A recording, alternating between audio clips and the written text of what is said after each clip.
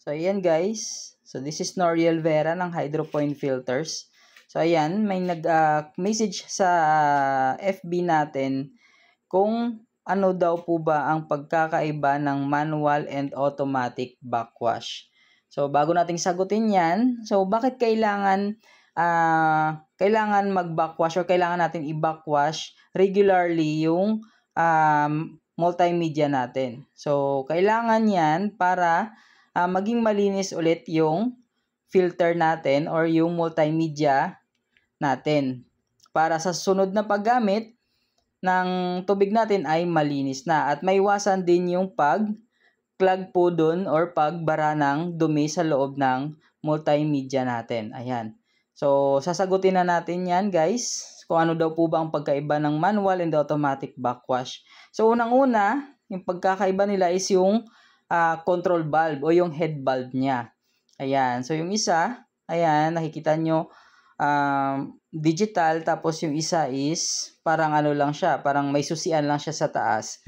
So, yung pagkakaiba niyan, unang-una, sa manual backwash, ikaw mismo na owner, ikaw mismo yung pipihit ng lever niya manually para ma-backwash at ma-fast rinse yung filter nyo po, yung multimedia para and then return to normal mode. Ayan.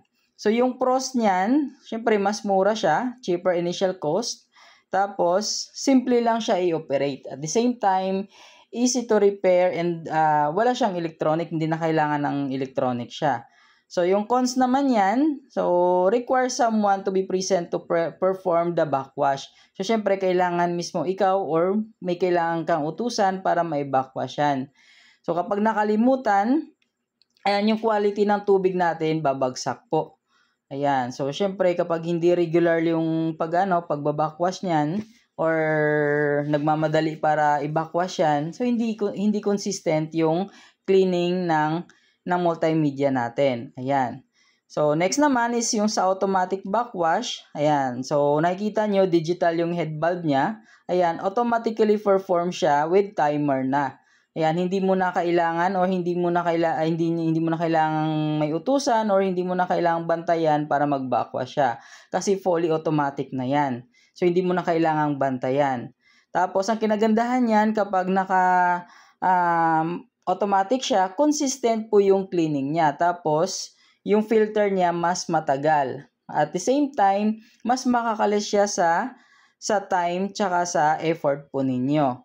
Yun po yung pros niya. Sa cons naman, syempre kapag digital, medyo higher cost siya since automatic yung system niya. And then, needs ng power supply po. So, kailangan nakasaksak siya palagi. Ayan. So, slightly more complex to maintain. Ayan. Kasi, syempre, kailangan iset po yung digital niya kung yung yung head valve niya kung ilang araw siya mag-backwash or ilang minutes po siya mag-backwash, ilang minutes siya mag-fast rinse. Ayan po. So, yun po yung difference nung manual backwash tsaka automatic backwash. Ayan. So, sa may mga katanungan guys, pwede kayo mag-comment dito sa TikTok natin or sa ibang social media account natin na Hydropoint Filters po para masagot po natin.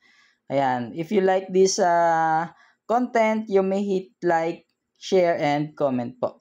Thank you guys. Hydropoint Filters, Noriel Vera po.